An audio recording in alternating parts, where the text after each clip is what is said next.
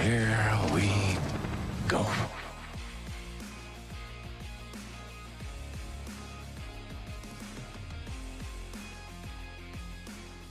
Well, hi, hello, everybody. Welcome back to Realish.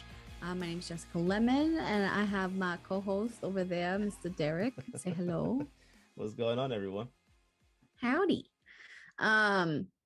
So really quick, he's not here right now, but we do have another host as part of our team. His name is Matthew. He recorded with us a little bit earlier, so you're gonna see that later. We did a lot of like out of order stuff today, and that's fine.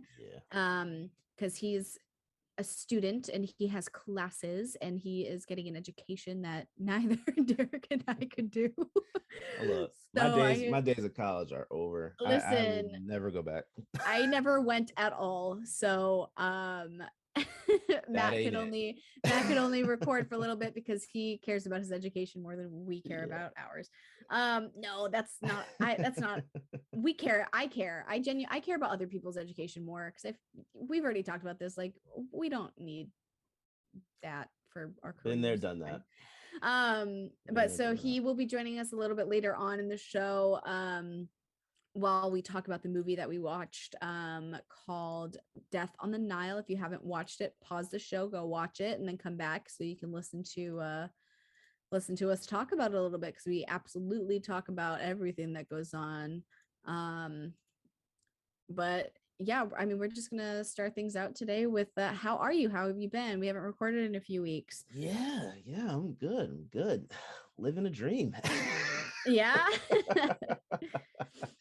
yeah, progressing day by day. So that's all I can ask for, Yeah. Yeah. Surviving, Yeah, I mean, maintaining. yeah, I mean, basically same. I get it. Like, I've been working basically like nonstop. I was off on Saturday, and I think it was like the first day I had off in like 12 or 13 days, like basically almost like 2 weeks. Wow. And then prior to that, I think I had a day off, and then I think I had worked another like 10 days before that. Yeah, I've been working a lot lately, so it's just been I've been very exhausted. But it's worth it, I'm doing a lot. As I talk about how exhausted I am, I just start like yawning. But yeah, and I did want to tell you I got a fun, really cool job. Okay. So I booked a PA job for something. I don't know what it is. It's like a secret project. Oh. But it's going to be a month long. So I leave, they're flying me out, which I'm really excited about. We're going up to like NorCal, up towards San Francisco area, San Jose area. So I'm either being flown out, or they're going to get me a rental car that I'm going to like drive out from here in LA. But I think most likely they'll be flying. They're going to put me up in a hotel. Oh, nice. Yeah, I'm very excited. So I'm going to be up in NorCal for a couple of weeks, and we'll be back down here in LA to work on the rest of the project. But yeah, I'm going to be on set for pretty much like a whole month. And I'm really excited. I only have, in that whole month, I think there's like 3 days like off, like 3 days off.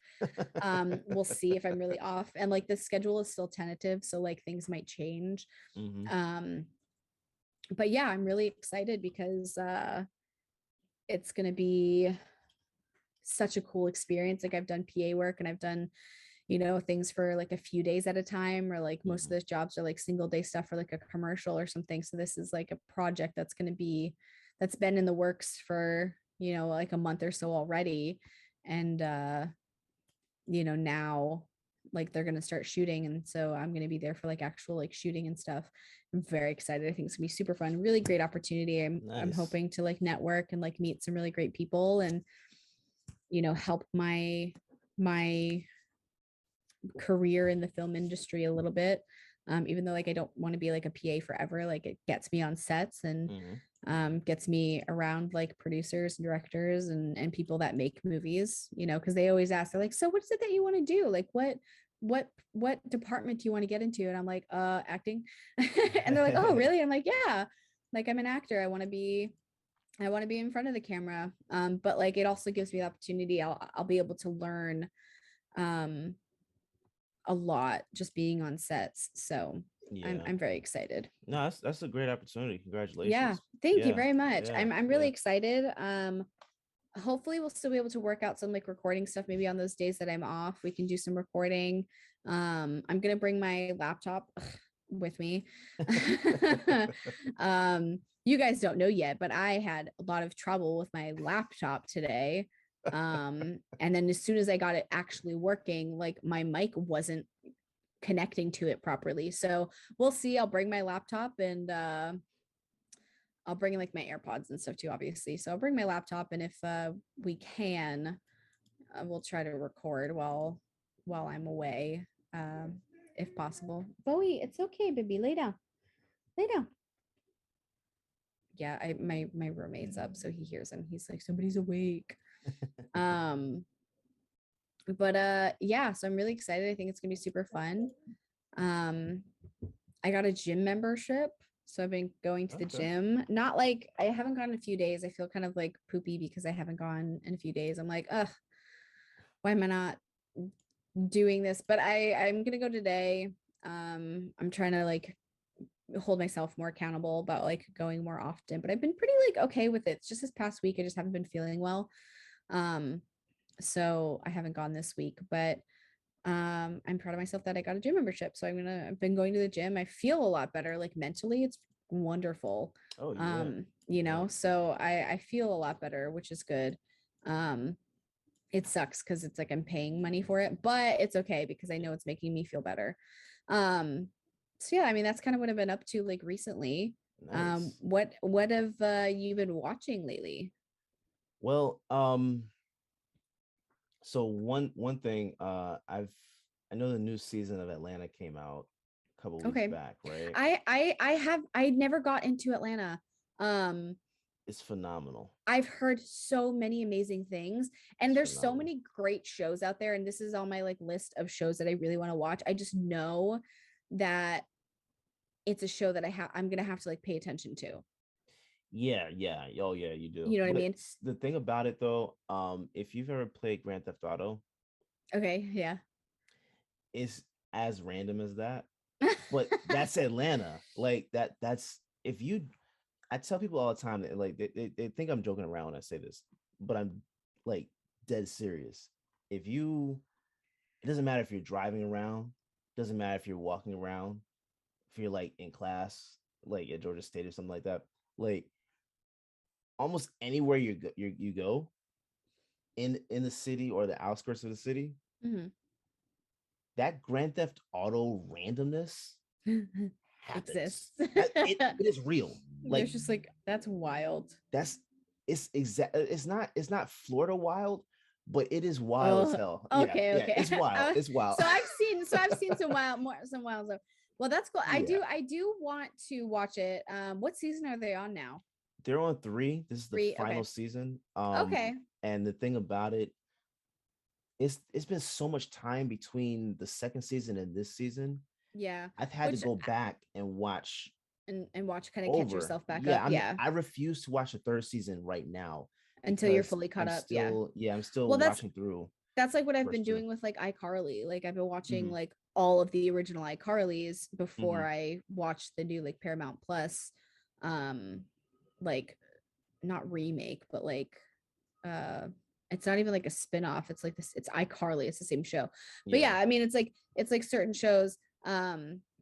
But like iCarly is like a super easy watch. They're like 30-minute episodes. So it's I don't have to pay And like you know what I that's mean? how this is too. It's technically around like 22 to 25. Oh, I thought they were hour No, episodes. no, no, no. They're fast. Oh. They're fast watches. I think the Oh first wow. season Okay. is like maybe 10 episodes. Oh shit. I think the Okay. second Then one is 11, somewhere around there. that's not bad then. If they're like, Yeah, I don't know why I thought they're like hour-long episodes. because it's So FX.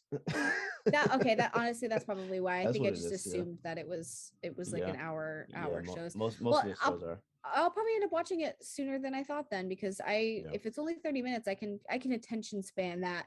yeah, yeah. um It's a super easy watch. cool. I've been Because watching that. I've heard a million great things. It's like won awards and stuff too, right? So Yeah, like yeah, yeah, yeah, yeah. yeah. Yeah, it's phenomenal. It's phenomenal. And like while I was watching, I'm thinking about him. Donald Glover and I forgot my guy's name. Um, that plays Paperboy, but they're both in MCU, and Okay. I was like just watching that the first couple of episodes of the first season. Um, it was nice to see how far all these cast members have come, because technically Beats is in the MCU as well because she's in Deadpool too. And so it's like you have three people in the MCU, and Lakeith Lakeith Oh, is I met him. Lakeith. phenomenal. Yeah. I think he's Stanford. yeah, he's been doing a lot of stuff He's been doing a the last million couple things. years. Yeah, so He was so cool to talk to. He came into my store like pre-pandemic. mhm. Um, and he was such a great person to like talk to about like acting and just like where he was. Like he was like, yeah, I was living out of my car for a while. And I was like, bro, I was living on people's couches for a while. Yeah, Like, yeah, yeah, okay, and like look at you now. Like, yeah. so Yeah, he's um intriguing. he's He's an he's intriguing got character. yeah, he's got a very like unique look and Hmm. like and he's just like no, but he was super nice. He was super cool when we talked to him. Um and he was a super cool guy. So Yeah, I mean, I think the thing about it though is that it's a great show. I would definitely suggest watching that. I've also been watching Abbott Elementary, oh, what's and that? um it's another phenomenal show. If you have Hulu, I would suggest I watching do. it.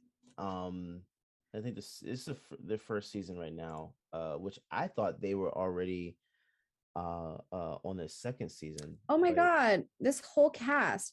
I saw a trailer for this like probably when it was like premiering or something. When did it premiere? I want to say Like the end of last year? sometime last year, and that's why I was thrown off because I've heard about this show for so long. I thought they were already on the second season. Um, I didn't realize that it was actively the first season. Oh wow. Yeah, yeah, I remember seeing something about this probably like when it was premiering or whatever, but I was like, "Oh my god, that looks so great. I want to watch that." It's funny, right? Yeah, oh my god. Yeah, I'm okay. gonna tell you what, if you love The Office, it's shot the same way. Oh my, I'm gonna love it. Well, because I remember seeing like a trailer for it and I was like, this looks like it's gonna be so funny. It Wow, is. I'm It probably is. gonna watch that today. It's It's so a great funny, like, sitcom. cause yeah, okay. Cause I remember seeing the trailer and stuff for this, and I've been wanting to I forgot about it. Yeah. I think Yeah. I saw the trailer for it when it first came out, and then I kind of forgot about the show. But Hmm. I'm looking at like just like the cast looks great. Like I know Hmm. like a few of these people. Follows a group of teachers brought together in one of the worst public schools in the country simply because they love teaching. I Yeah. also fucking love like teacher stories, so I'll Oh probably yeah. very much enjoy that. No, Abbott trust me. Elementary. You'll love it. It's based in Philadelphia. So as an Eagles fan, I love seeing the logo, throughout the show. But Yeah, it's a that's fun. phenomenal. I'm gonna be in Philadelphia next January for one of my best friend's weddings. Oh, okay. Nice, So nice. Yeah, no, literally, I would suggest watching it because yeah. it's a phenomenal balance that they have. Hmm. Quinta Brunson, she I think she's a producer on the show. She's also the star of the show, but I Yeah, believe she's a producer. Um, but she got her start on social media. she Like, got her start. Oh, he got money. yeah, yeah. And I she's just remember been being doing a so lot. excited because I saw like I fucking loved those videos. She made it like a whole thing, and I was like, this Yeah. girl's great. And then I started seeing her do other stuff. She was getting like more like social media things, and then I think I saw like the thing for this, and I was like, yes, good for her. I got so Yeah. excited because I was like, she literally just like was making silly stuff online and like Hmm. also pursuing like acting and stuff, and ended up uh working on this, and I got very excited because like, oh my gosh, she has her own show. If I'm not What? if I'm not mistaken, I think she's also on I She's think in a few. And what? it's a show on HBO, Hold on, I have her. a black lady sketch show. I think she's on there as well. Yeah, a Black Lady sketch show. Yes. Yeah, I never got into it, but I she's been doing a lot lately. Oh, it's on HBO Max. Okay, I was like, I've never seen that because I only recently got HBO Max. Oh, okay, okay, yeah, So, oh yeah, and then Quinta versus Everything, she had that. She was in iZombie, Big Mouth. Oh, she Big Mouth. I never yeah, got into that either. Big Mouth is like a great show, but it's also like it's like crude humor. Yeah, It's like, yeah, you know what I mean? Like yeah, it's funny and it's a lot of stuff that happens. You're like, oh shit, they really said that or whatever, like, but yeah, done in like a good way. It's yeah, I mean, it's not a bad show, but it's a good show, but it's just a lot. yeah. If you're not into like that kind of humor, because like Mhm. I have some friends that like fucking die watching that show.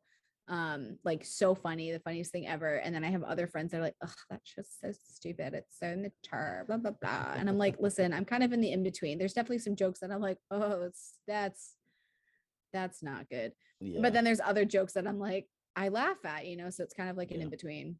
Yeah, no, I would suggest watching it.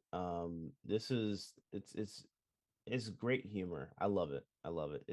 Cool. It's shot in that mockumentary style, so Fun. you get a lot of elements to it, which I've been wanting The Office to come back for years, but Yeah.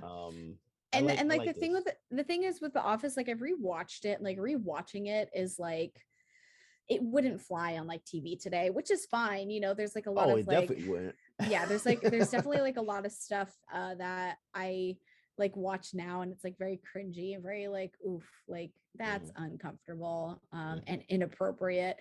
But like some of it's like kind of like it's supposed to be like inappropriate because that's just like how some of the characters are and stuff. So like mhm. I get it.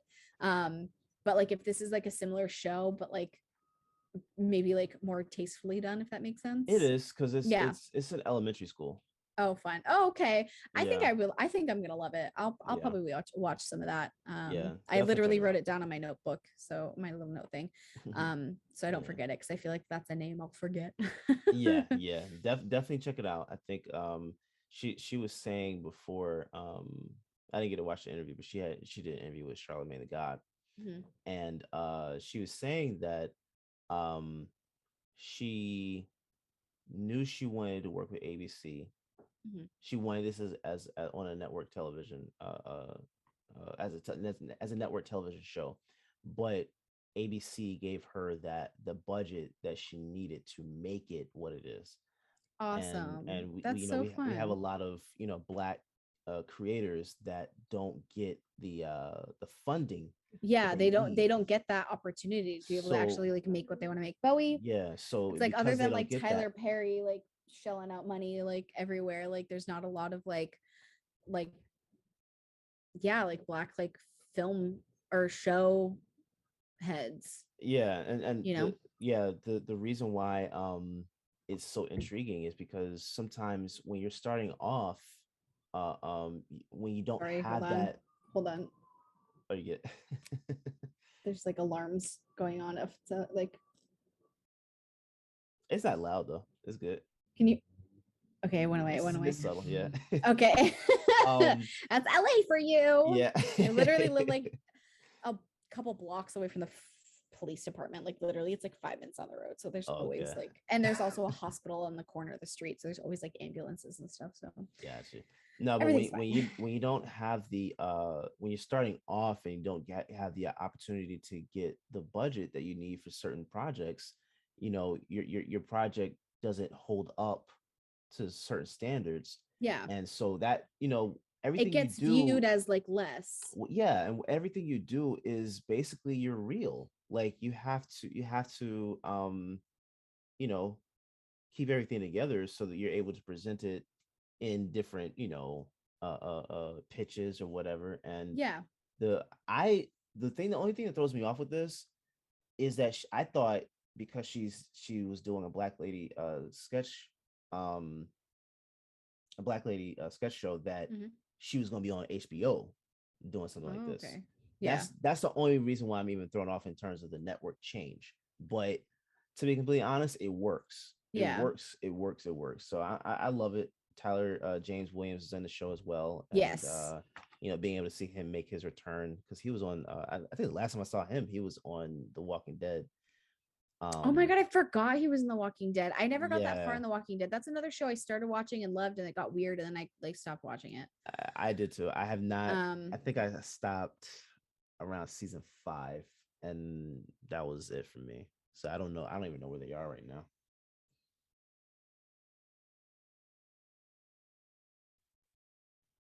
Your audio's out. I can't hear you. Mm-mm.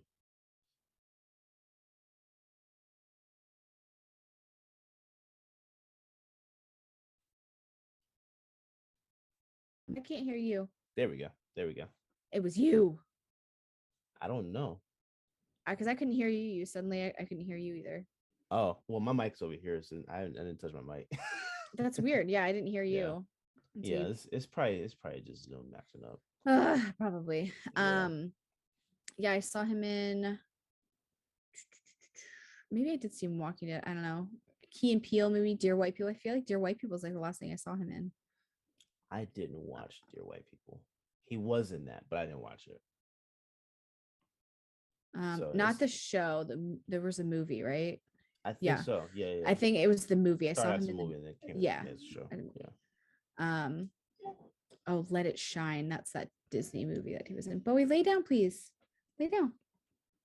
He's like, but everybody's walking around outside. I hear them. I can feel like them walking around. Oh, Unaccompanied Minors. That was a wonderful movie. I love that movie. So that's kind of what you've been watching recently. Yeah, I've been more Yeah. so watching shows lately. Yeah, me too. I've been watching I've been super into the like treasure hunting stuff. I've always have been. But a new season of The Curse of Oak Island popped up on Discovery Plus the other day, and I What was is like, that? so The Curse of Oak Island it's like a treasure hunting show. Basically, it's reality TV. Mm. It's about these guys who there's this island. It's the like lead up is like there's an island in the North Atlantic where treasure may be hiding or whatever. But it's this little island in Nova Scotia, in Canada. I think it's Nova Scotia. That supposedly there's like a huge treasure, and they found like artifacts. There's a lot of like just recently in this newest season they've uncovered like roads and stuff that had been like covered up, because there's like a swamp area on the island, and they drained the swamp and started like digging and found like a road, like a cobblestone road that had been like covered up. They did like seismic scanning and found what appears to be a ship, like a whole ass like Mayweather whatever ship, like big ship, just like buried in the swamp, which unfortunately with this season they weren't able to get to. They have to do like a big excavation thing because they tried to, but it kept filling with water, so they have to put up like a copper dam in order to like dig to see if they can uncover the boat. But there was like just like a lot of stuff going on. It's really cool, and so it's just these guys trying to like find a treasure that their parents had or their dads had tried to find, or they had like a partner who's like dad tried to like find it. And the whole curse of it is that there's a legend that 7 people must die before the island reveals its treasures, and 6 people have passed away on excursions to the island. It sounds like Lake Lanier. Is that a reality show, or is that like a No. We have a lake here no. in Georgia that I've summer heard people would die. I've heard of that. Yeah. But no, this is a span of like 100 years. Like there's this like one main thing. It's like the money pit. which is where they believe, like, they call it the money pit, but that's where they believe like the actual like treasure is buried. And there's like a bunch of tunnels, and then there's a bunch of flood tunnels. Like it's very like there's like booby trappy, you know, like as soon as you get to where you think the tunnel is, surprise, you hit a flood tunnel and now the whole thing's flooded. Like it's wild. It's super interesting. This is I think season 8. So I've been watching this show for years, because I do one season a year, because it's like actual like season. They go in like May, June, and then they have to Oh, so leave. they're actually doing this. This is Yeah. not this is not a Yeah. show. Like, This is it's like a show. reality show. Like they're actually like searching for this treasure. And like the thing with it too is like they've been finding a lot of artifacts that are wildly like don't make sense for that, because it's like there's stuff that they're finding from like centuries and centuries, like before people were even in the United States, like, and like before, like it's stuff that like if they find this treasure, like it could be, it's like there's things that it's linked to the Knights Templar, there's links to Roman stuff. So they're finding like artifacts and stuff that could potentially like rewrite history, which is so fascinating. So yeah, so I started watching that show.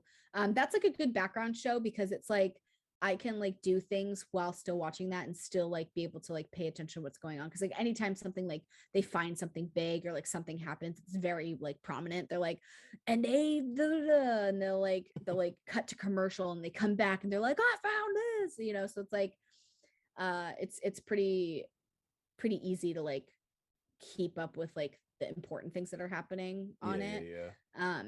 Which is cool. So I've been watching that. I actually just finished the final season.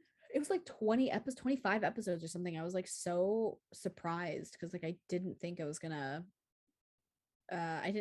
many episodes, but it's like 25 episodes. They're like an hour long.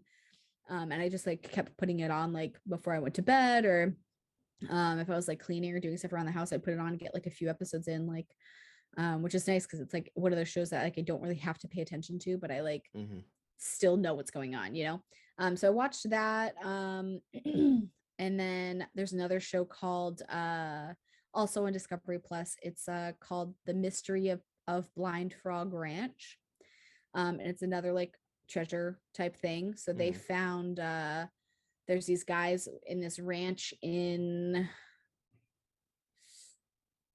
I don't know where it is. I can't remember. I think it's like a Midwest state, I think. But like closer to like Texas. I don't know, somewhere in the middle of the United States. I can't remember where, because I've only watched like the first season. But they found like evidence of like treasure or on their property, on their ranch. And there's like a cave, and they like dove into the cave, and like final it's really crazy. But they found this like thing, this like wooden box that like dates back to like Roman times, or not, I'm sorry, not Roman time, Aztec times, because it's supposedly like an Aztec treasure that was taken into the United States, and then hidden. Yeah. And then hidden, and like so they think that they might have it, but also like it's really close to Skinwalker Ranch, which is like Skinwalker Ranch is like a very like paranormal-y type thing, but it also like has ties to like the government, like US government stuff, military stuff, as well as like there being like just scary, creepy stuff. Like Skinwalkers is something I'm going to talk about on my other show. Like it's wild, like it's its own thing. That's interesting. Yeah. And so Skinwalker, oh god, I could go on about Skinwalker Ranch. And so the Blind Frog Ranch is not too far from Skinwalker Ranch. So like weird stuff happens, like animals die randomly, or like they found like a cow that was like basically like its entire intestines had been like removed, like its entire middle, and just like a left of it was like left. They found like really odd stuff that like doesn't make sense, like animals that were clearly like murdered and mauled, but there's like no evidence of like anything around them, like not even like footprints from like wolves or anything. Like it just doesn't make sense. And that's very much like what's going on at like this. But then like some like military stuff's getting involved, because it used to be like a NASA base, like way back when there was like a big NASA in like thing going on there that eventually got like shut down. And so there's like a thing in the ground that's like a plate of like that used to be like a NASA thing. So there's like, oh, maybe it's like UFO activity stuff. And like all of their like plans and stuff, like they had stuff stolen from them. They had their place like ransacked. They found cameras like pointing towards their camp that are like military grade like equipment. That isn't something you can just like get, like it's literally only like military stuff. So it's super interesting. And again, it's like it's another like reality show. Like it's really these just like old rich white guys trying to like old rich country bumpkin white guys trying to find some treasure on their land. And getting like interrupted by the US military and stuff. So it's super interesting. So I've been watching those. That's interesting. Yeah, that's been like my shows. And then iCarly, I have that. I'll put that on, watch like a couple episodes. I'm still trying to catch up because there's like a bunch of seasons and each season has like a million episodes. So Yeah. Well, if you I know you said something about Disney, not Disney Plus, Discovery Plus. yes. You know, Disney Plus. I've been watching Moon Knight as well, which oh, I haven't started that yet. it's okay.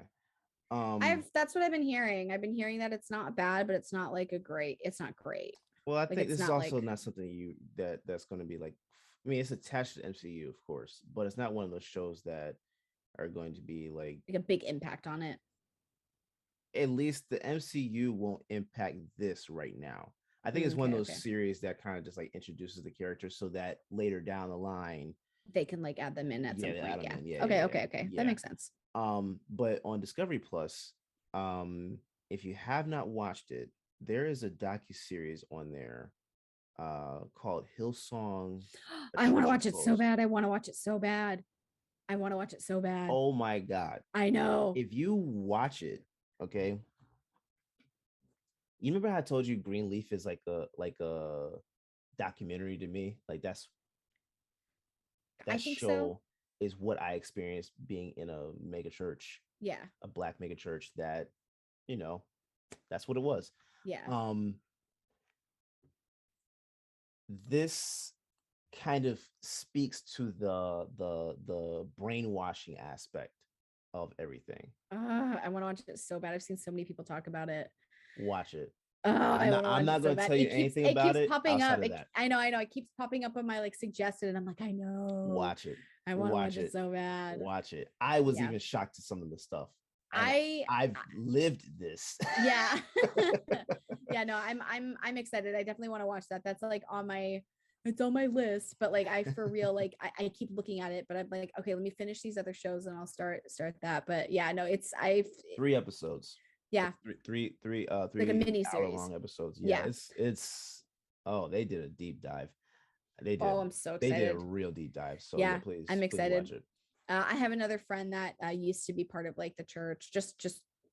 He used to be a little bit more religious. He's just not anymore. And he like watched it. He's like, this is like the first time I've like seen something that like accurately like portrays like how like bad it can be. And I was like, oh my God. From the music to the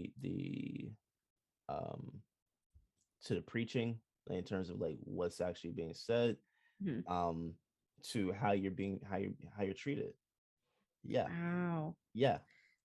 It's accurate, but this is accurate in a way that I don't know if you have not been a part of Hillsong. I don't think any other like church can really claim that they have. I don't think anyone that has gone to church can claim that they have gone through a lot of this, because this is on a global scale. Yeah. They're all over. Yeah. They took over Australia.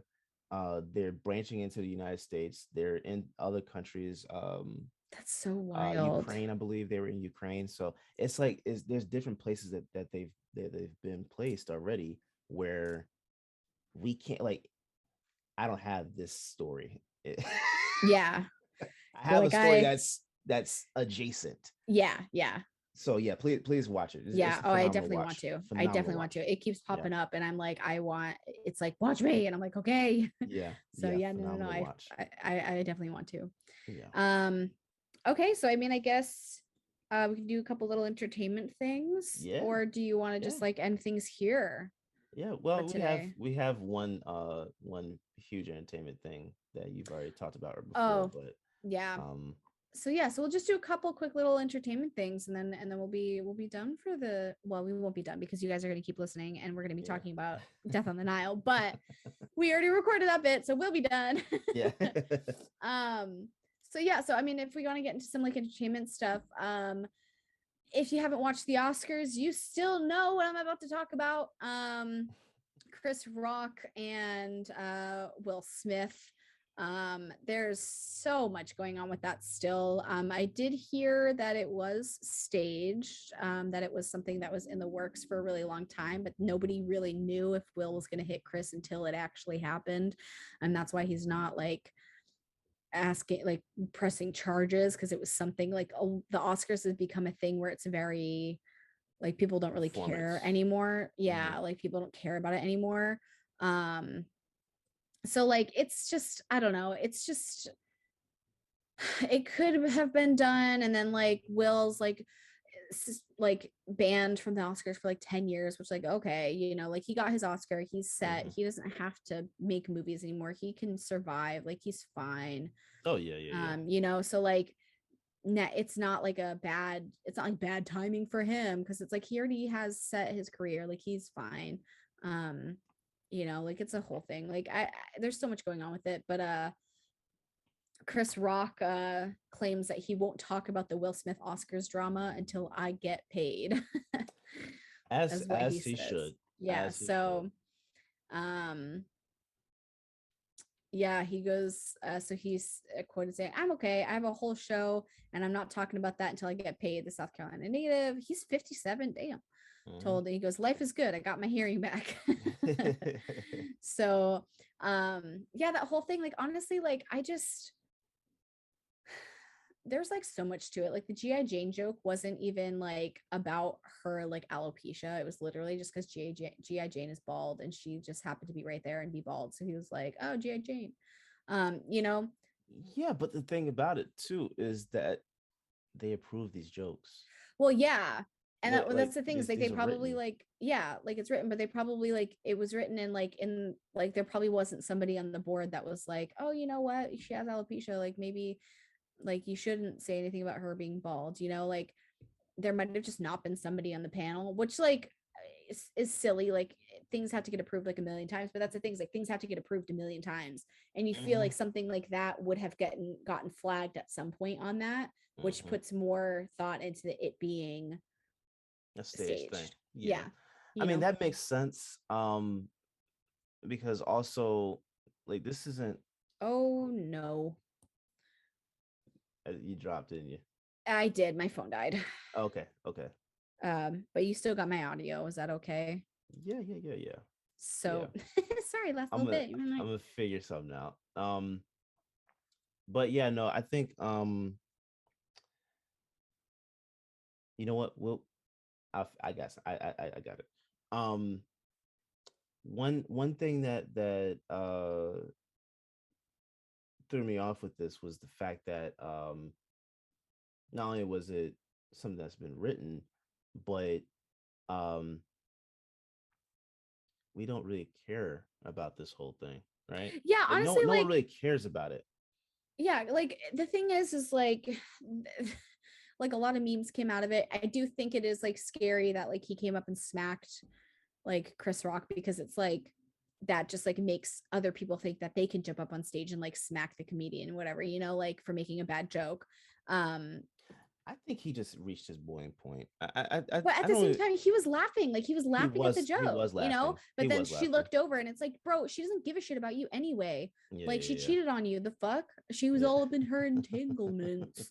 You know, like I love Will Smith, I've always loved Will Smith.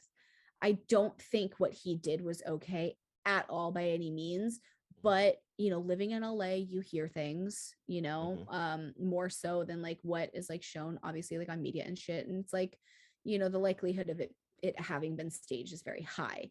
People are like, oh, but why would he risk his career? Blah blah blah. He's fine. He's literally fine. He didn't risk his career. Yeah. This is, I think one part about this, people are overblowing this. I Mhm. think white people have been very extreme with it in terms of being, speaking out against it and being what's the word? Um disappointed almost, right? Well, Because the thing is like, God forbid, like fucking there's so many like big Hollywood people that are white that did a million worse things one, to multiple people, and they're still fine. They still have which is, careers. There's nothing wrong with them. And it's yeah, like, yeah, why don't you, yeah, it's like, okay, yeah, that was my this point. incident, yeah, like this incident happened. Okay, it happened. They're the media is creating even more out of it that needs to, like, they fix their shit, like they are bad bloods, like it's fine, like whatever.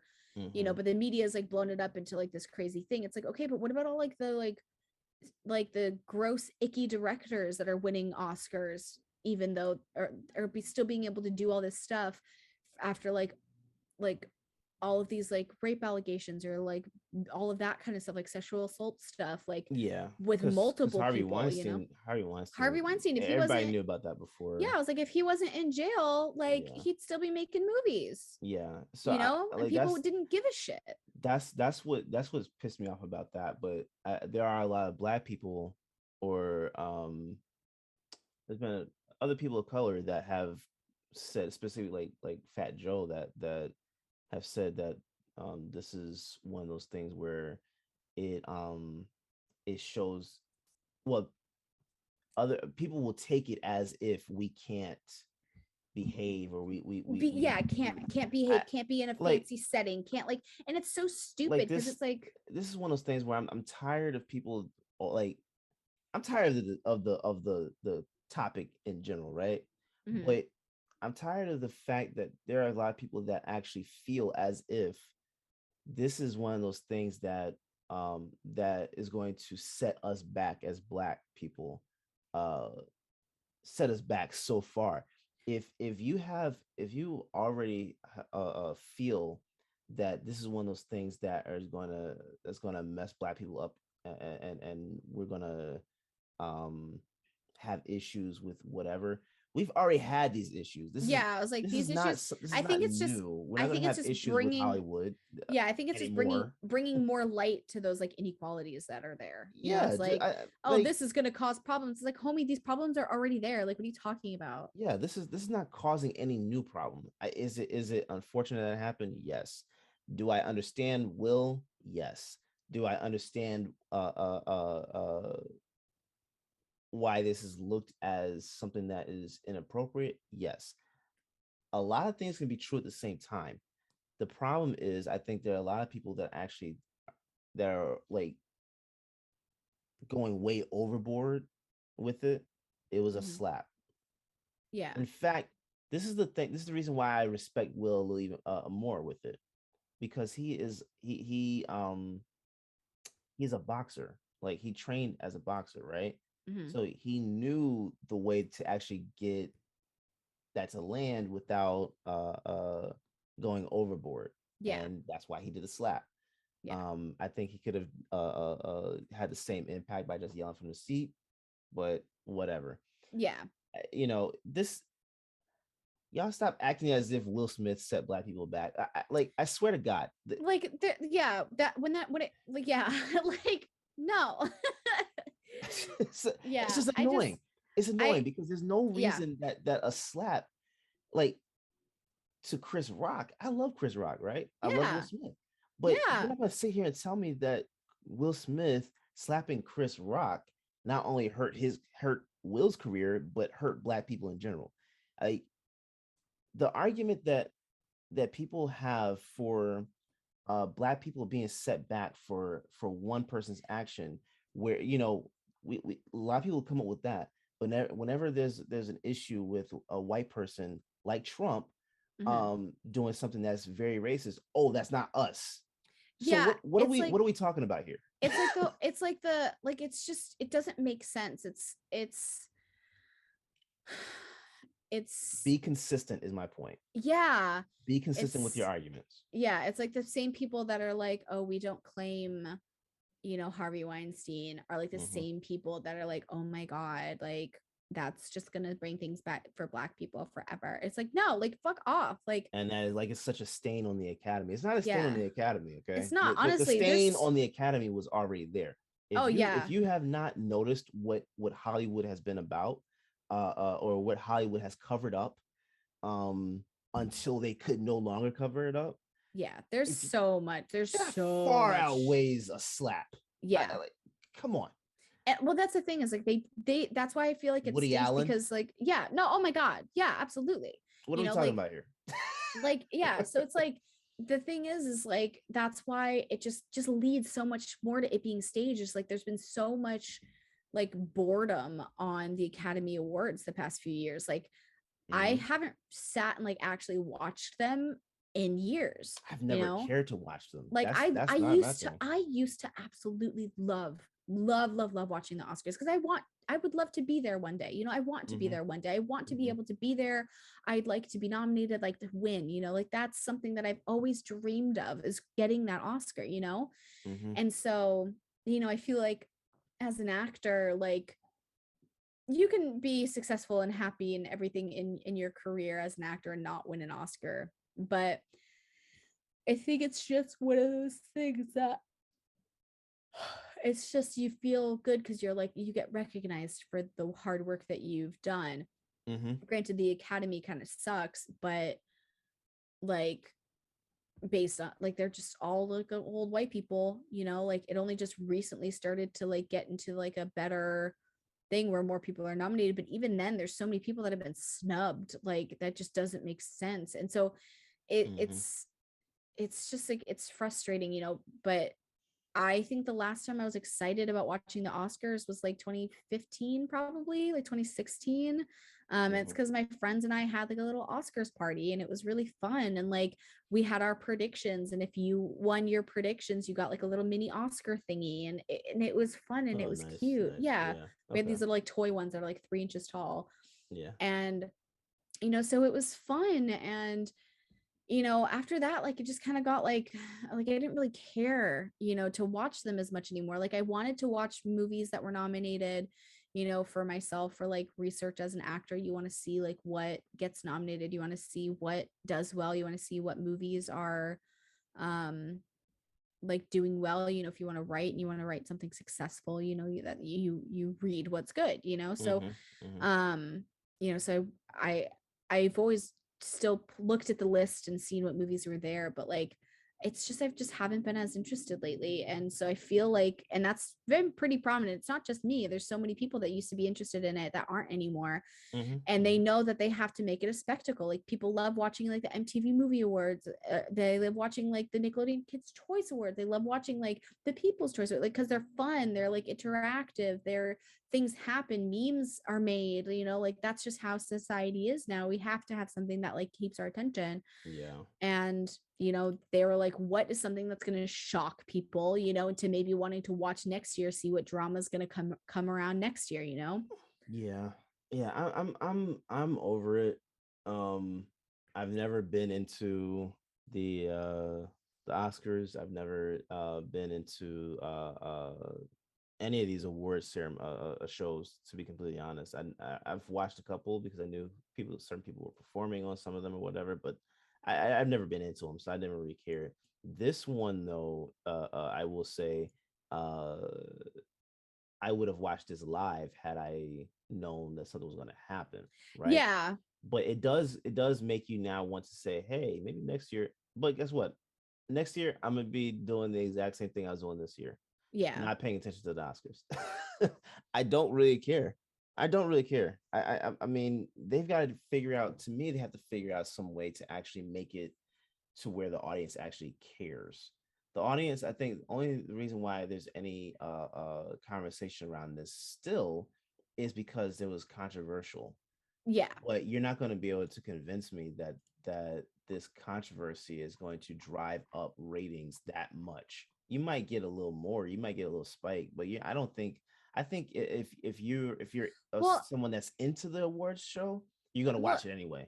yeah, but I mean, like, also think about it too. It's like, had the Oscars just kind of gone through as they did or whatever, Mhm. like people won their awards, like, oh yeah, so and so won the Oscar for this, like that's cool, but like, would we still be talking about the Oscars, a couple weeks out, No, no, no, no, no, no, no. you We're know what I not. mean? We're not. We're Yeah. not. So had this not happened, like people wouldn't still be talking about the Oscars, and like this is going to be something that's going to be in like the news cycle and the tabloid cycle for like months. Yeah. Oh, So and it's get this. This helps everyone involved. oh This yeah. helps Will because his book sales, I'm pretty sure, went up. This Oh, helps absolutely. Jada in terms of Red Table Talk because they're gonna be talking about this on the Red Table Talk. Oh, absolutely. They're going to be bringing And this shit up forever. yeah, and well, they've already confirmed that this is gonna be the next episode.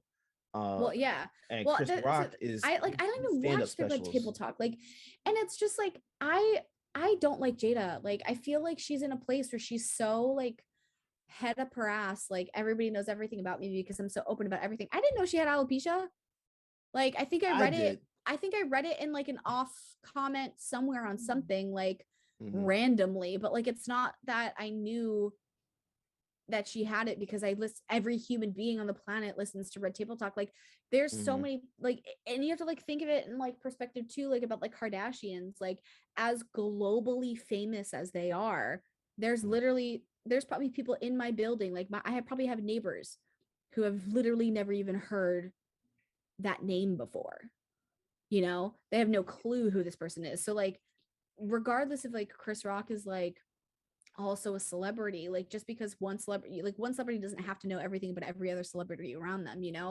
So like they're making a whole thing like, oh, he did it specifically because of her alopecia, he's making a joke about her being bald because of her alopecia, blah blah blah blah blah. And it's like, no dude, like No, she I I I think she I made it. She's like, I sh- have alopecia, why would you make that joke, like no, you should know she that I'm actually so did. open about it, because she's talked about it. She said she's like, I'm so open about it, I'm so open about my alopecia, like people Mhm. know that I have that. And it's like honestly, like not everybody knows, like nobody, Yeah. there not as many people care about you as you think they do, like Well, she did. I did see the episode on Red Table Talk where she talked about it because I didn't see it. my ex and I watched it.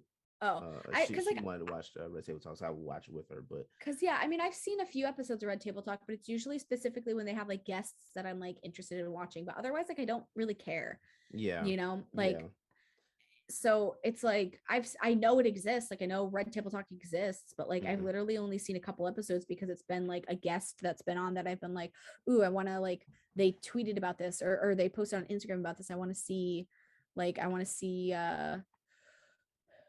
what their take is of this, or what happened here. Yeah, yeah.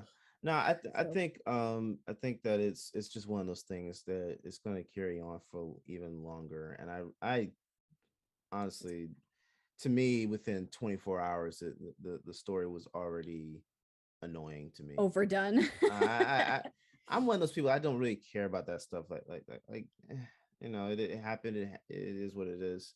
Yeah, Um, Definitely by 48-hour mark, I was exhausted by the this. fact that there was like a million memes like immediately like immediately after it happened, like within like 20 minutes there was just meme after meme after meme after meme, and it was just like, whoa. Yeah, I mean, look, again, everybody's going to make money off of this. Good for them. To be completely honest, again, could not care any less. Yeah, Could not care any less. Again, the academy does not uh, uh, have a stain on it from this. yeah, it's like a They whole have thing. stains from other stuff, right? Yeah. Don't care about this. I don't care about this. Like if this wasn't the Academy Awards, I'm pretty sure that if it was some If it was like smaller at some event, like if it was yeah, we're if it was not like an talking about this event, or at like they all. were outside like a bar or something and it happened because Yeah, they're both like drunk or whatever, which honestly like Will probably was drinking that night, but like it doesn't matter. Like had it been like anywhere that wasn't like the Academy and like this happened, like it would have blown over in like a day or two or something.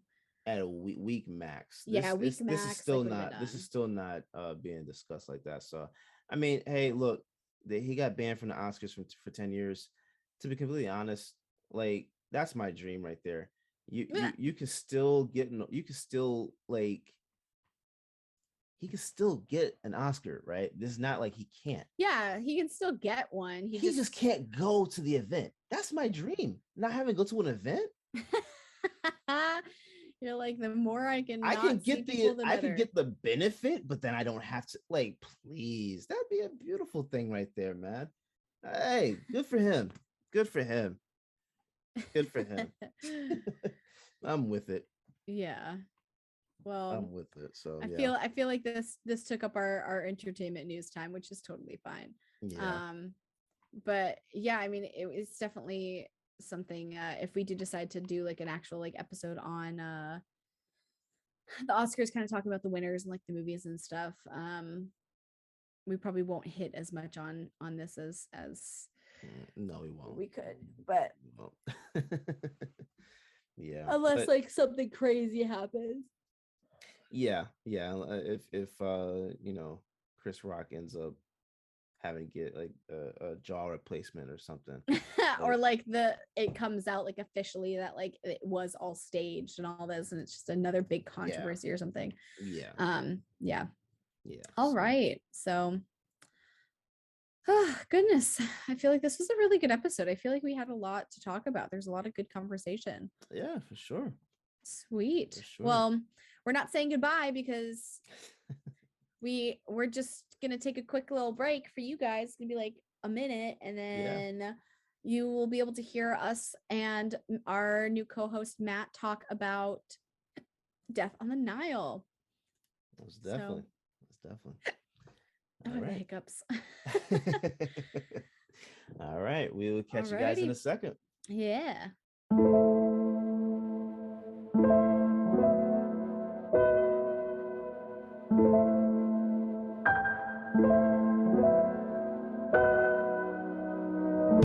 Hi, hello, ladies, gentlemen, and everyone in between. My name is Jessica Lemon, and I am the host of Sour, Sweet, and Spooky, a paranormal podcast with a little true crime squeezed in. Because where there's paranormal activity, there's gotta be some kind of true crime involved, right? I talk about ghosts, aliens, murder, cryptids, urban legends, conspiracy theories, and more. Stories from all over the world for you to enjoy every week. So check me out on social media at Sour Sweet Spooky and pretty much every platform that podcasts are found. And be ready for a brand new story. Oh, and remember, stay sour, stay sweet, stay spooky.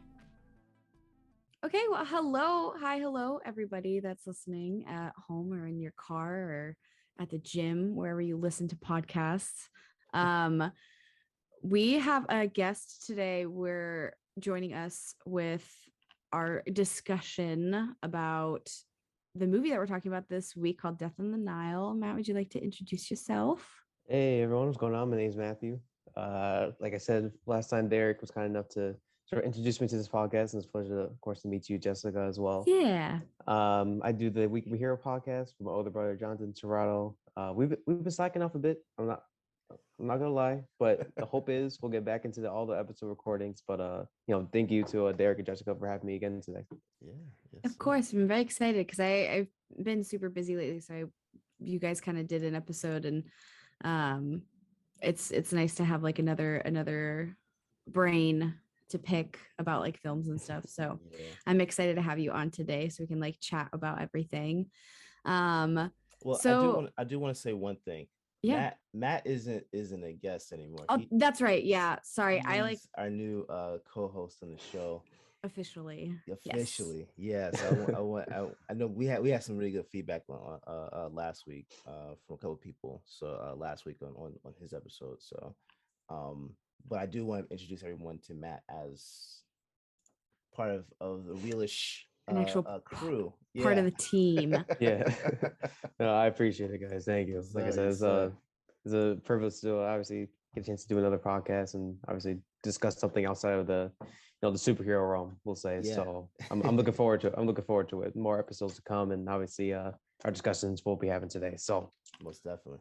Yeah, I'm excited. Like I said, it's gonna be nice to have like another brain to pick through. Yeah. But yeah, so welcome to the team. this film that we watched is called Death on the Nile. It came out this year, but it was supposed to come out like a couple years ago. Apparently, it's been pushed back because of like COVID and everything. And there was also like, some drama with one of the main guys in real life, and I'll chat That's about that at right. some I point. forgot about that. Mr. Army Hammer, the cannibal. So Yeah, please remind me about what happened because I forgot all about okay, his issue. so he during like COVID, he was on some like remote Cayman Island with like his family, and he like was losing his mind. He like couldn't live there anymore, and he was like with his wife and his kids, and his wife and him had been married for like 10 years. And yeah, he like left, came back to the States, got a divorce, and then started just like dating people, which he's a single man again, he can do what he wants. But it came out that he was being abusive, he was being manipulative, and he was drinking blood and cutting toes and like taking chunks out of like girls like legs to like eat, and like it's really effed up. And there was a lot of like controversy over all of that.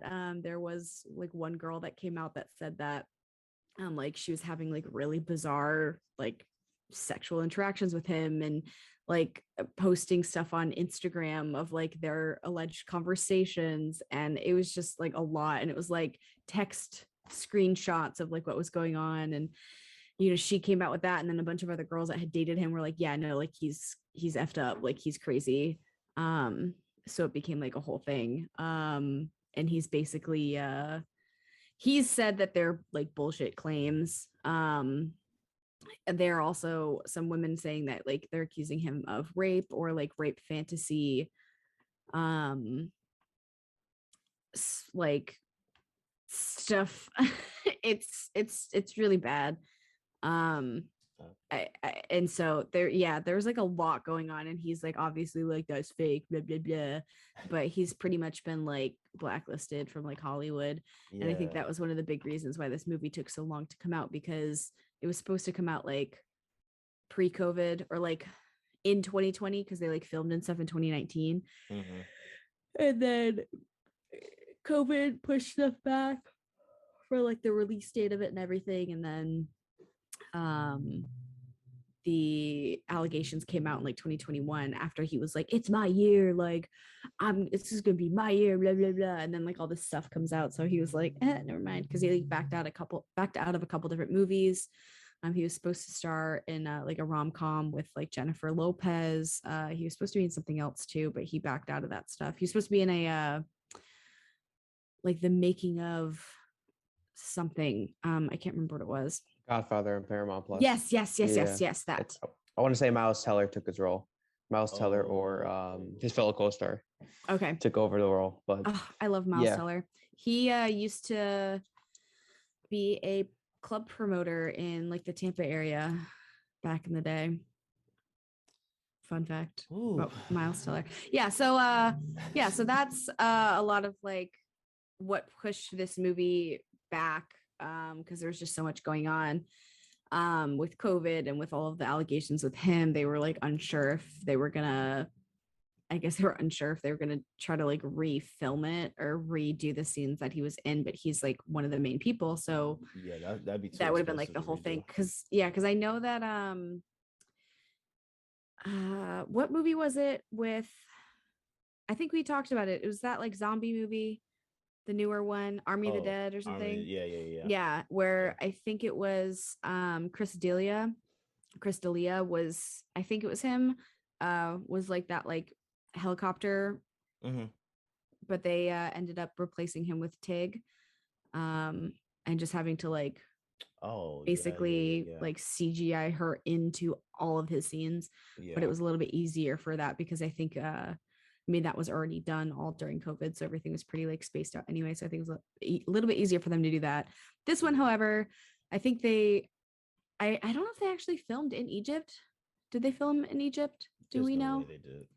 I know that some of the stuff was green screened, but there's some stuff where they're like outside of certain areas that like, it could be green screen, but also like could be like maybe just like studio built or something. I don't know.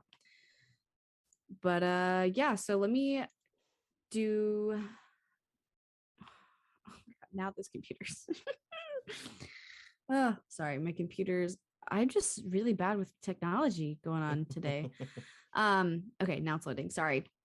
Okay, so the Death on the Nile, the tagline for this movie is while on vacation on the Nile, Hercule Poirot must investigate the murder of a young heiress. You know how like usually I watch trailers and everything and I get Mhm. like all of the information. So I didn't do that this time. I think I had seen like a teaser for this. It was like, oh, I want to watch it because I saw the Murder on the Orient Express when that came out in like 2017. Mhm. And so this is the same director, same concept, same guy. It's the same detective. So I was like, oh, I want to see that. Like I didn't even think about it. I saw the cast and I was like, yep, definitely want to watch that movie. So I didn't watch the trailers. I didn't read any of the things. So halfway through, I was like, who is it? Who's dying? Like, So hold on. This is the same detective in that other film. yes, Okay, so is this supposed to be like a it's like small universe or something? yes, yeah, it's like a I continuation didn't because know this that. is I didn't know that. yes, Okay. this is actually the third film. This is the third film based on the detective per Perrault. Poirot. I can never say his name right. I will never be able to say his name. Hercule Poirot, I think. Poirot. That is so weird. I didn't know that this is a third one. Technically, there was a show. Hold on, let me pull up my little thingy that I had. Where'd it go? There it is. I hate watching things out of order. Yeah. So I hate yes, that. so technically this is the sequel. It's the sequel to The Murder on the Orient Express from 2017. And that was great. But I mean it's all based off Agatha Christie's novels. So Agatha Christie had like this is just her character. And so this is the third screen adaptation of Agatha Christie's novel following the 1978 film. Okay. And there was an episode of the television series Agatha Christie's Perrault broadcast that was in 2004. So there was like an episode of this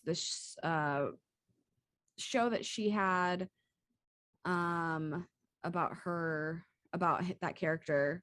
And then the film in 1978 literally called Death on the Nile. So it was Death on the Nile in 1978, the same pretty much the same characters. And then the director Kenneth Branagh came in and worked with Michael Green, who wrote the screenplay for this movie. But they also worked on Murder on the Orient Express that came out 5 years ago. So Okay. No, I yeah. did not know that. The way they Yeah, the way they it's introduced his character in this movie, it just seemed like it was just a a standalone. standalone. film. Yeah, no, I thought the exact same thing. I was like, wow, they did a really great job because for some reason when I first started watching it and it was in like the black and white and he like didn't have his mustache, I was like, why does he seem so familiar? And I couldn't figure out why because I didn't realize that it was like just a continuation, which is Mhm. funny because like the novel is called Death on the Nile and I like didn't connect that at all. But yeah, because that came out in 1937. So That's it's interesting. yeah, That's so yeah, interesting. Okay. so it's the sequel. Well, now I gotta go back and watch the first one. Yeah, and I mean honestly, like they're good standalone films. I think you rarely find that in any kind of series to have multiple of them, like just standalone films, because Mhm. both of them I think you can watch standalone and it's fine. Yeah. Because they're both really good. And I believe who was in Murder on the Orient Express? I think Johnny Depp is in the Murder. Yeah, that cast is brilliant as well. Yeah, Johnny Depp, Josh Gad. Oh yes, I forgot Penelope Cruz, William Dafoe, Judi Dench, Leslie Odom Jr., Michelle Pfeiffer, Daisy Ridley, Derrick Jacobi. There's brilliant cast for that movie as well. So they did a really, really good job of creating that film and then coming back and creating this one and making its own solid standalone film, but also like a very good sequel to the previous one. Because I mean, at the beginning, they're like, oh, like the famous detective, da, da, da, da. And it's they make it like, oh, he's just a famous detective, cool. But then if you kind of look at it from the previous, if you've seen the previous one, it's like, oh wow, so like he's like even more known, but like he was known as a famous detective in the previous film as well. So Okay. No, I did not know that. yeah. Did not know that. Well, see, the I did look it up though. This was not shot in Egypt. This was shot in England. Studio. Oh, in England. Yeah, Ooh. it was a studio in England, but originally they were going to shoot in Morocco, but decided England was just going to make everything easier. Just be a lot easier. That Yeah. makes sense. That makes sense. Yeah. So yeah, you could you could tell a little bit in terms of the green screen. Yeah, it was that was my first thought when they're in Egypt and they're looking at the pyramids of Giza. I was like, this is so just superimposed. Yeah, it is. I was like, It they is. are just clearly just in a studio space. They put some sand on the ground. Yeah. Well, another aspect that bothered me too is that I was confident that the ground was also pure CGI as well, since Really? the shot in particular where we're seeing it at the perspective of actually, let me pull up the actual character's name just to make sure I have it correctly. But the character the detective interaction with at the very beginning, and then after we Yes. discover his significance. Yeah. I did not see any like Footprints. Yeah, footprints in the I noticed ground. that too. Because when he's like up Um, on the pier, he's yeah. looking down at him and he takes a few steps. He looks down at Peril and he Yeah. like takes a few steps. You don't see any like real Mhm. footprints, but I don't know if that's just because like the way the sand is, because sometimes you won't see real footprints in sand if there's like a bunch of like things on it. Just depends on like the density of the sand. Because if you got super, super soft sand and there's been lots of steps in it, like a few extra steps, you won't really be able to see versus like either like not as a fine sand. So like that's where my brain was. I was like, they just put some sand on the ground. But the sand that's like there also is like fairly fine sand, because like you get the dunes, the wind blows, the dunes change all the time because the sand is so light. Mhm. So its density won't really make up too much of like it won't be like clear footprints like if you're at the beach and like you're stepping on like kind of damp sand, like when you take steps and it like leaves footprints, it's going to be a little bit different. So I was trying to look at like the science of that, but like it just still seemed like all like really fake. Immersion breaking. Yeah. Because even the opening shot looked beautiful. Well, the opening shot was obviously the Oh quick my flashback. God. That shot was so nice. I was like, damn, this is a really, really good like walk through. The only thing that Yeah. got me, the bird that flies through was not there. Like that was added later, like CGI'd in later. And I was like, ugh, because it just like, I don't know, the guy didn't react to the bird flying like right next to his face at all. And I'm like, okay, so they just stuck that in there. Yeah. Which is weird. Like this movie had a budget of $90 million and there was no, I mean, I guess there was a reason for that bird to fly through, because in the beginning he does use the fact that the bird's flying a little bit earlier than they usually do as a sign that the winds change the way that they did so that they can do like a sneak attack or whatever. So I guess like it makes sense to have the bird fly through, but it just didn't like it didn't it didn't make sense. It did, but it didn't. Like it didn't have to happen like for us to get that same effect. Yeah. You know? Well, give us the rundown of the film real fast. The plot. So essentially I don't have the synopsis up here, but essentially there's a very rich woman played by Gal Gadot. Is it Gadot or Gadot? Godot. Gadot. Okay. Because I've heard it both ways and I'm like, I don't know which one's right. So she's a very famous heiress. She's got a gazillion million dollars, and she has this friend who is like genuine friend, doesn't give a shit about her money. Really is like a good friend to her, who is about to get married. She finds the love of her life, and when she introduces her fiance to this Gal Gadot, Lynette character, there's like some tension. There's some tension between the two of them, and you're just like, oh, okay. And my my brain, because of my knowledge of the whole Army Hammer thing, I was like, she's looking at him like she knows his secrets. But really, she was looking at him because she's like, I just fell in love at first sight to this guy. Yeah. So they dance. They do a dance because she's like, the friend is like, I don't want any money, but if you can give my fiance a job, like that would be great.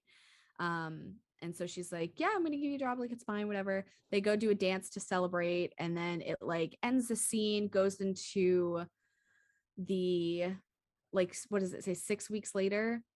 They're in Egypt on a honeymoon because Simon Doyle, who's the guy, Simon, they introduced Mr. and Mrs. Simon Doyle, and they come out, and it's not Jackie. It is, in fact, Lynette with him. So you're just like, oh, I missed a chapter here. Which is funny because it's the same. That's how the detective as well, he was like, wow, I saw them only a few weeks ago, and I must have missed something because he was engaged to somebody else. So the movie takes place on their honeymoon. So they are in Egypt. I think they're in Cairo, or I think it was Cairo. yeah.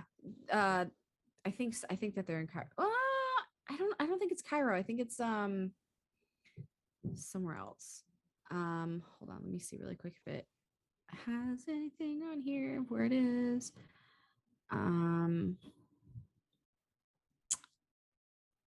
No, it just says Egypt. I think they're in Cairo. They're in Cairo, or there's one other city that's like Karnak. Oh no, Karnak's the boat. Yeah. But yeah, so they're in Egypt on their honeymoon, and surprise, surprise, Jackie has been stalking them, finds them in Egypt, makes she makes herself known. And basically they're freaking out. They think that she's going to be trying to like kill the guy or kill Lynette. Like they don't know what's going on. So they get on a boat, and this boat goes all the way down the Nile, which is the largest river in the world, by the way. I also believe it flows north instead of flowing south, which is very interesting. It does actually. It flows north. Fun fact. It's one of the few rivers in the world that actually flows north, like away from the equator. So they're there. They get on this boat. They feel like they're going to be safe. Simon is like, don't worry about Jackie. Like there's no way she can get on this boat. And so they go and they start to enjoy their honeymoon, and end up at the ruins of, gosh, I literally had it too. They end up at another very, very pretty Egyptian ruin, and which I would love to go. I would love to just go to Egypt. And that's when things start getting little things going on. Some sketchy stuff starts happening. They get back on the boat that nobody else was really supposed to be on, but they were picking somebody up at that location, and that somebody was Jackie. So she somehow ends up back in their life. So she's back on that boat, and they just know that something's going to be going wrong. So then the couple, the new Mr. and Mrs. they decide to just leave. They're like, we're going to go home. We don't want to be here anymore. We don't want to have to be stressed about everything. Like everybody else is fine to stay, enjoy the rest of the trip. And so that's the night that everything happens. That's the night that, spoiler, if you haven't watched the movie, you're gonna find out who dies right now. But basically no, from the tagline, Gal Gadot's character Lynette is murdered in her sleep. And now it just kind of goes into that like mystery, like who done it? Like who is it? They're on the boat. It happened. The staff wasn't on the boat. It was only us. And it just kind of goes through this whole thing about them trying to figure out who it is that killed her. And in that process, 2 more people die. And before they get to the point where Perot finds out who it is, and he's wrong a lot of the times. He really tries to push it out of people, but that's just how he is. He doesn't, it's not that he's wrong. It's not that he's not doing his job, because he was accused of not doing his job after like more people die.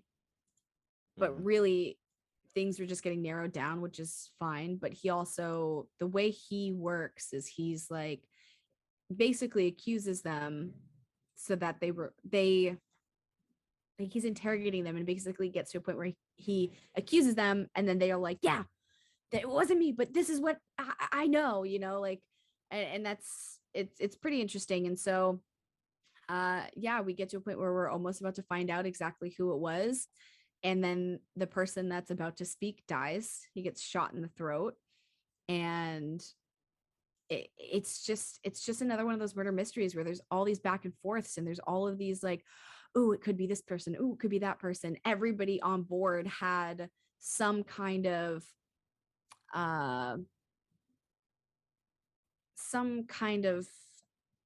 what is it? Where you're like you kind of hate somebody, but they're still part of your life, but it's like a motive, I guess. Yeah, so like everybody on that boat had some sort of motive to kill her. So and she even said in the beginning of the film that she didn't feel safe. with a lot of those people. So I thought like in the beginning of the movie, I was thinking that what's his name, Simon Doyle. Yes. He was the guy that my mind went to straight off, right Well, off rip, that was going to be the one that died, right? That's just who I thought it was going to be. But when we see that it wasn't him, I'm far be it from me. Maybe this is just me. I thought when that happened, I knew exactly what happened, how this whole thing went down. To me, this movie, while it was very well shot, and the development of the story and everything like that was pretty cool. It wasn't the best, but it was okay. It was very predictable. Yeah, and I mean these movies are, and the reason it's predictable is because it's been done a million times. Like Agatha Christie wrote this book in the 1930s. 1937 is when it came out. And since then it's been remade in different ways, like a million times. It's like basically like anything Shakespeare has been remade a million times. And that's why films have become so predictable, because there's always something like old literature that you can go back to. So it is very predictable. Also, like I'm super into true crime, that. And the fact that I was just like, this seems so like weird. I was like, the paint went missing, and like this and this and this. So I was like trying to put it together, but I was like, honestly, like it's always the partner. Like if a woman's dead, it's always her partner. Like so my first thoughts, I was like I wonder if it is him. Like I really wonder if it's him, because like that would just make sense. But then like they did a good job with making the alibis for these people. They had other suggestions throughout the film, but nothing made sense to me. Yeah, because it's like go ahead. No, I was going to say that like I kept in the background. I jokingly said I was like, watch them have like this weird convoluted way of like Jackie and Simon being the guy. I predicted it right now, so I said like Yeah. watch like for some reason watch there be like this weird convoluted way that somehow like Jackie and Simon set this whole ordeal up now, and then like um when Pearl like revealed everything, I was like, are you kidding me right now? Yeah, So you're telling me yeah. Simon somehow ran across the boat to kill his wife, shot himself, or he ran back the same way, shot himself, and no one heard the second gunshot? No one That's heard what the I was first one, I was like, which was confusing to me because the yeah, first one wasn't muffled. Second one, I kind of understood a little bit more, even though I still don't understand it. Because how do you muffle a gun with a scarf? yeah, But I understood that explanation a little bit more than the first one because if you shoot this woman in the head, no, like it's not. There's no pillow. There's it's just it's right there on her head, yeah. and you pull the trigger. No one heard that. Mind you, yeah. No, go ahead. I was gonna say Louise did. Well, Louise was aware that of well, she the definition of wrong place at the wrong time, right? Yeah. And obviously witnessed the murder, and then weird enough, there's a weird subplot with Bulk stealing the necklace, storing inside of his mother's cabinet. Just a ton of weird, like, It was oh, chaotic. yeah, Yeah. It was chaotic. Yeah. But those like that those kind of films, like they always are. There's always like so much going on that, and but like in a good way, and it all ties together and all makes sense in the end. But yeah, I was thinking about that too. So like she so Jackie at the like the basically the climax of the film where she, not the climax of the film, but like, well, I guess yeah, because it's like that happens and then everything kind of like comes down. So she goes to shoot him, like the whole way they describe it, she shoots him, but it's with a blank, and he just pretends to get hit in the leg, and because he has paint, that red paint that went missing from Book's mother, yeah, yeah. which was funny because when she was like, they were at that other location, she's like, where's my whatever red, like, and I was like, ooh, that's gonna come in later. Yeah. And it was very interesting that that came into play like later in the way that it did, by like him like pretend like faking that it was blood with that like handkerchief, and it just being like, yeah, well, this is blood fades to a brown, but paint fades to a pink. And I was like, oh my God, because they're like, where's your proof? And he's like, right here. And I was like, oh my God. I will say though, thank you for mentioning about the novel, like the original books being made in the 1930s. I think this film is old-fashioned to a fault because the theme of like people will do anything for love is such a tired trope. Yeah. And when they kept reinforcing that theme over and over and over, once we reached sort of our main suspects, I said, yeah, I know what the final outcome of the case is going to be. And that's ultimately one of my biggest gripe with the film is some of the Derricks. It's just the plot is predictable. I knew who the killers were. I was just curious of will they have like a clever way of explaining how they did everything, but really the act itself was just needlessly weird. I just find it weird that somehow he ran all the way across the boat, killed his wife, dumped off the original murder weapon. It was just like such a weird. How did he replace the bullet? That was another thing. Like, well, because they had everything planned, so he probably just had it in his pocket. Yeah. Because everything was already planned out, so he probably had that. Actually, he's like, all right, she's gonna shoot me with this blank, and then what I'm gonna do is I'm gonna, like, I already have like a bullet to replace because where there's gonna be 3 shots, but there's only supposed to be 2. So yeah, this is just I loved the direction. I love the direction. It's just I'm not I don't like being able to predict a movie so early. So I think I don't something like that. too, first, it definitely is going to be a different kind of experience for people like us who are like very into film. Your average moviegoer probably wouldn't have put that together the way that we were able to very quickly. Yeah. which is what I do enjoy a lot about like these kinds of movies, because like I've told you before, Derek, but Matt, I basically always rate a movie based on whether I'd like to be in it or not. Like I definitely rate it on like other things as well, but my biggest thing is because I'm an actor, so I would like to like rate things based on if I would like to be in them. And this is something that I feel like it would be so much fun to be part of, like a project like this. Like I love those like murder mysteries. I love when like all this stuff ties together. I love those movies where like there's little pieces of everything that all eventually kind of comes to that head at the end. Like it's one of my favorite things. But I definitely see where you guys are coming from, because it's like we are able to like predict these movies because we watch a lot of movies. We really look into a lot of movies. So these tropes are very common to us. Like they're things that we see that like an average moviegoer probably wouldn't really put together. Like people that just go see movies for fun. You know what I mean? Yeah. I- Oh, sorry, No, go ahead there. Go back. Oh, I was gonna say the one film I will make an exception to is Knives Out. Oh, Knives Out, so so good. I was gonna Knives bring that Out up as like a very similar type of film. Knives Out is an example of, you know, for a fact who the killer was blatantly obvious, but they did these weird workarounds where like one moment you deviate to another. This film doesn't have that. Yeah. This film doesn't have suspects who, even though they have like very specific motives, nothing at the end of the day you can literally isolate the two killers being Simon and Jackie. The only difference is happened to be both, and I suspected both of them were behind the whole the mischievous plan, if you will.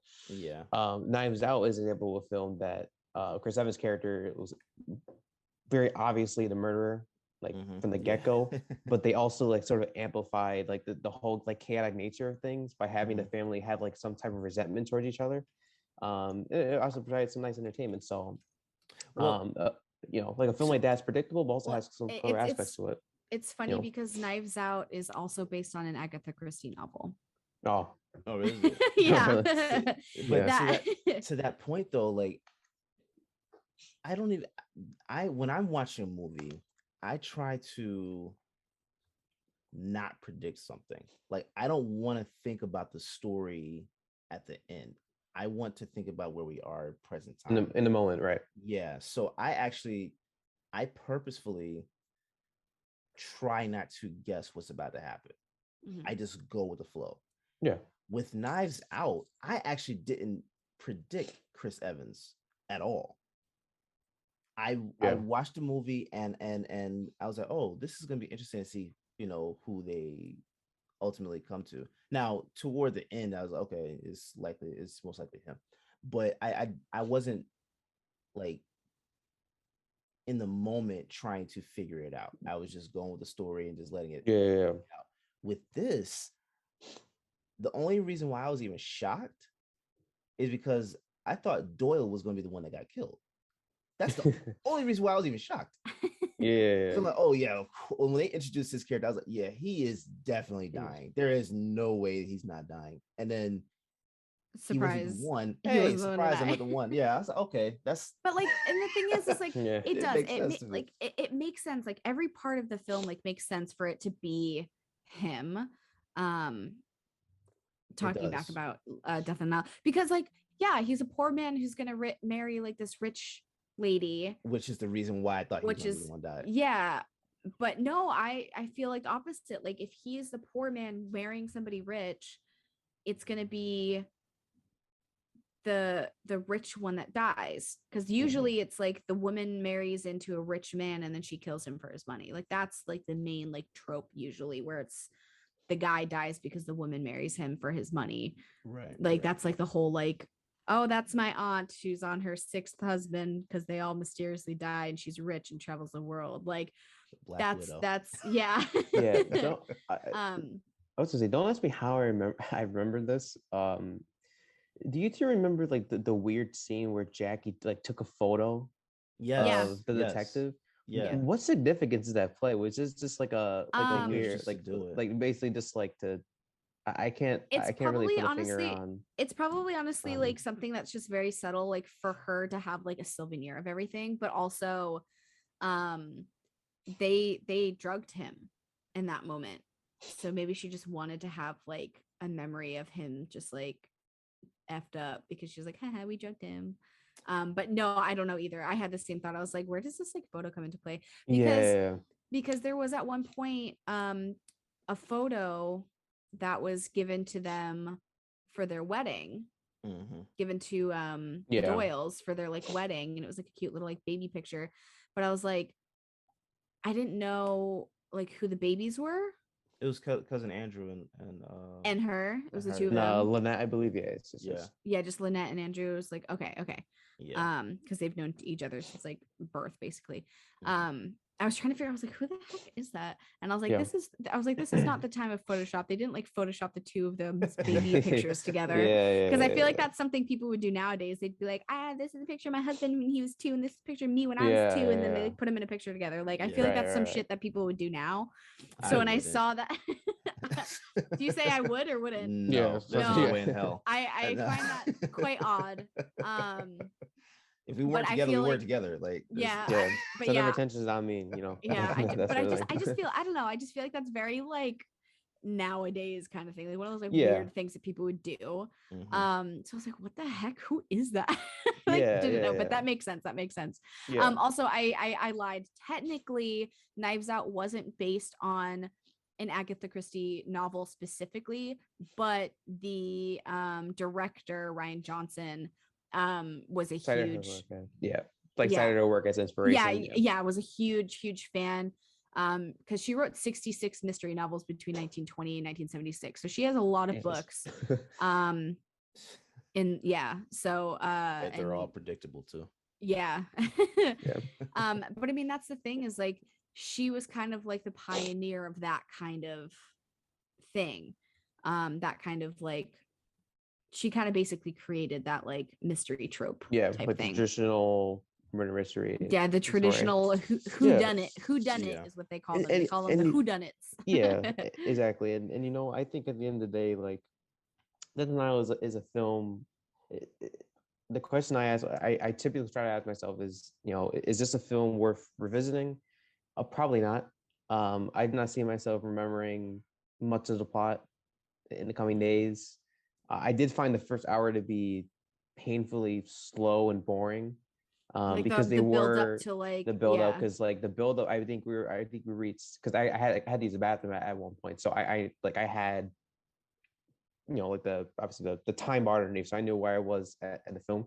I think it was like not even an hour in is when the actual murder takes place, and the rest of it is just like slow, and it just keeps building, which is necessary, right? Because you need to have, like, each character needs their own personalities. Yeah, you have to like you need to exactly, you know what I mean? So you have to establish like each character, what their history is with the deceased. yeah, and exactly. and all of that. So yeah, no, I get that. It was oh no, my goodness, am I still there? No, you're still here. Yep. You're Okay, all good. sorry, my No, phone's you're at 10%. Love that. No, Must have all fallen off the good. charger while I was sleeping last night. That's just my luck today. Goodness gracious. Oh, good. But yeah, it's just very much like how those movies are. I did catch myself kind of like scrolling through my phone. Like it took me a little bit more to get into this movie than I thought it was going to, because I loved Murder on the Orient Express. Like I very much enjoyed that movie, and it is very similar to this. Like it is basically like the same thing, just like a different, they're on a train, so clearly nobody else could have done anything because they're literally on a train and nobody can get on or off. So like that's like that kind of like difference. So it was basically the same thing, just in a different location with like different people. But it was all done very well. I do feel like I enjoyed Murder on the Orient Express better. Like I think I liked that movie more than this one. I think I like the setting of this one more, just because I love Egypt and I love the history that's there, versus like the Orient Express is literally just like a train. But I mean, it has a lot of like historical things to it too. But I liked the setting a lot of this one just because I love Egypt and the history there. But yeah, I feel like there was a part of it where I just started like I picked up my phone and I was gonna like maybe write a note, but I ended up like opening like Instagram or something, and I was like, no, I'm I watching this movie. You know, like yeah, I wanted to take notes throughout because the opening scene was immersive. Right, Yeah, right, right, oh my right, God, right. I The love one that. the one shot through the trenches. You even had like a brief one near the beginning where where all the characters settling into the boat, like following Lynette on the obviously I'm trying to think of like what the like on the platform we'll say, like obviously on the Mhm. big platform, and then we obviously see like the interior side, like stuff like that I thought was engaging. But Yeah, there's Yeah. some really, really yeah, great shots in that movie. Even when Book dies Mhm.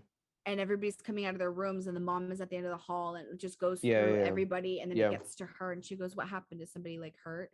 That shot was beautiful too because it just went Oh, through definitely. everybody until it got to her, you know. So like Mhm. like cinematically, like it was, there were some really, really great points in it. Yeah. And so yeah, I mean I enjoyed it. I like it may be like a rewatch at some point. I'm not like I want to watch it again like immediately. Yeah, yeah. Um, but yeah, I mean, I feel like it has some kind of rewatchability, you know, if you're in the mood for one of those like things. But I feel like it's one of those movies that once you know the twist officially, like Is it a it's hard twist to though? see it again. Not as much a twist, but once you know like who it is, like officially, it's kind Yeah. of hard to like rewatch it. But I mean, I feel like if you rewatch it again, like you'll probably notice a lot of those little things too, because these movies are very good about hiding things in plain sight that you don't see the first time you Yeah. watch it. Yeah. Yeah. And like they go back, obviously, like at the end of the movie, they go back and like this is the this is the timeline of events. That's not the word I was looking for, but this is the sequence of events, whatever that happened that led up to this. But there's also just so many little things like sprinkled throughout like the rest of the movie that gives you information about like what happened and who is it and all that stuff. So Yeah. No, I feel like I'm not rewatching this at all. Yeah, yeah, yeah. It's My- I'm good on it. I'm good on Yeah. it. I don't need to see it again. Yeah, I think I suppose before we wrap up this discussion here, I think it's fair to say I'm not sure how you do ratings for films. Like if you do, we 'cause I we do. use ticket stubs. Yeah. Oh, there you gotcha. Yeah, So we I use do ticket like- stubs we on do a like scale of 5. 1 to 10. Oh, 1 to 10. Oh, you want to? Yeah. Okay. So, Yeah. my rating. So I mean, you can like technically convert. So I usually do out of 5, so like stars, so to speak. So my final rating would probably be 2.5. Oh, wow. Okay. Like I said, it was just the first hour alone was just not it did not have me as engaged as I wanted to be. I was struggling a bit until the actual mystery came to fruition. I did not find any of the characters compelling. I thought, like I said, the main theme of the film was so painfully obvious that, like I said, it forced me to to realize, yeah, I mean, the two characters are ultimately Simon and Jackie, since they harbor a love for each other and are willing to commit a murder just to, gain wealth, essentially. Yeah. Stuff like that. I mean, I'm being a bit too harsh. Like I said, I think over time opinions tend to shift. So if all I know, I can get this, I can see myself, like rating this much better, but it's just the first hour alone was made me rate this low. It was just the slow build up, and even still, the ending was so unsatisfying because, like I said, I Yeah. ultimately knew the direction of the story minus Oh, but how like everything came into fruition. but like the ending where the fact that you find out that it was the two of them and you're like, haha, like, oh shit, like, but then when Jackie just shoots them Yeah. both, Yeah. that's like a holy, oh my God moment, Yeah.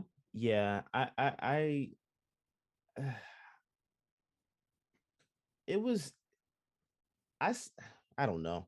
This movie, I'm good. I'm good. Out of 10, I might give it a 3. Oh my God. I might give it a 3. I'm like I'm like the complete opposite of both of you. Yeah. Well, see, this thing, I actually thought the first hour of the movie was better than the second hour. I don't know. I don't mind slow builds, so I was actually more engaged with that. And then by the time we got to the second one, the second hour, I was sitting here. I may have played Candy Crush for like 5 minutes. I wasn't engaged with this movie at all. I the scenery was good, but yeah, I will never watch this again. Oh my God. Jesus. You're just like ripping it apart. I feel like we have absolutely watched worse movies than this, and you've given better ratings. I have. But you've given those movies better ratings. I'm this was like too predictable. I'm literally like a 180 from you guys. Like I enjoyed this movie. But I also like very much enjoy like this like genre. Like I love the like whodunits. I love the murder mysteries and stuff.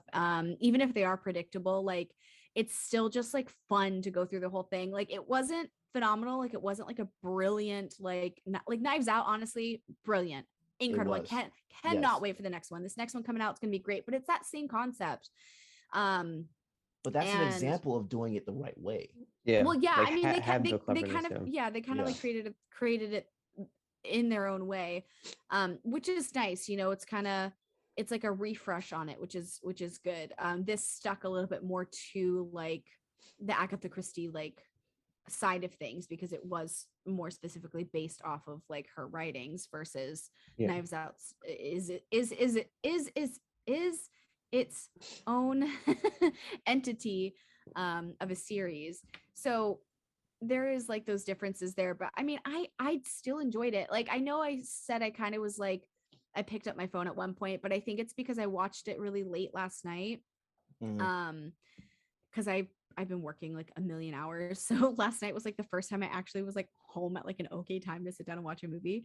And so like I watched it kind of late. I also like I'm pretty sure I'm ADHD, just undiagnosed, but like honestly, like it's there. And so I get distracted really easily. So if I do pick up my phone, sometimes I just like automatically like go into stuff. And then I'm like, no. Cause there was a point I actually just looked at my notes once. Lynette is dead. Once they found her body, my last note was Lynette is dead in all caps. So at that point, I became more fixated on the movie and I didn't actually like look at my phone for like the rest of the film. So I think says a little bit. So I honestly, you guys are like down at like a 2-3. I think I said it like a 7.5. Not that I like, because like I'll probably end up watching it again just because I like these movies. I think they're fun. But it's not like the best movie I've seen. Like the Adam Project was better for like recent movies that have come out. Like I enjoyed that more. I'd more likely watch that than this. But this isn't like I'm never gonna watch it again. Like it's something I'm like, oh yeah, like I'd watch it again. And I feel like I'm more in line with the audience score for it on Rotten Tomatoes because I just pulled it up. They're at 82% for the audience score, so 82, versus the actual critics still higher. It's at a 63. So critics are in that like 6 points, whereas like the audience is a little bit higher at about 8. So I feel like I'm sitting more with like the overall audience experience of it, where you guys are lower down by where like the actual like critic. I do have I just had to laugh because Derrick's facial expressions at the score review was great. But I unfortunately have to depart. But I do want to before I do head out, thank you so much to both of you for really getting a chance to discuss Death On The Nile with me. I wish I could stay longer, but unfortunately I have class in another 5 minutes. So oh goodness, don't so say unfortunately. Education is important. Yes, very much so. So I'm going to head out of here and go to my class. But like I said, thank you so much. And obviously, please stay in tune for the rest of the podcast today. I know they're going to be able to talk about a bunch of interesting stuff, and hopefully next time we do chat, it will be for a longer duration of time. Hopefully, So hopefully I won't have as much of a technical issue that puts us yeah. back 30 minutes. No, you're like I said, you're fine. So- It's this whole Zoom thing is well, Yeah. we're making the transition next week. All right. Well, thank that's you what for I'm saying. being part of our course. team. I'm really excited. I feel like you definitely have added like a good chunk of conversation. I think I was telling Oh. Derrick that I feel like I Yes, just sir. talk way too much, and it's nice to have somebody else cut in sometimes. Yeah, no, you're fine. Like I Yes, said, thank sir. you guys so much, and I'll talk to you both soon. Okay. All right, bro. Bye. Bye. All right. All right. Let's go ahead Alrighty. and we're okay. So we're recording this out of order, guys. That's fine. That's fine. So just bear with us. But let's go ahead and give our sign off real quick, and then we'll record what you guys will hear in the beginning. Yeah, it's fine. That's fine. We can just, it's okay. I mean, when I Yeah. record my show, I like repeat stuff because it's like more scripted. Like it's still like Yeah. fun, but it's more scripted. So if I mess up, I'm just like, oh, let me just redo that really quick. Like it's totally fine. I'll cut it out. It's no big deal. But I feel like this is just a little bit more organic. So we're a little bit Yeah. more all over the place, but that's Yeah. fine. But yeah, so thank you guys so much for listening. We are kind of a little bit more on a good schedule. We'll see how that's going, because I have to tell you, Derrick, I'm might be a little bit busy.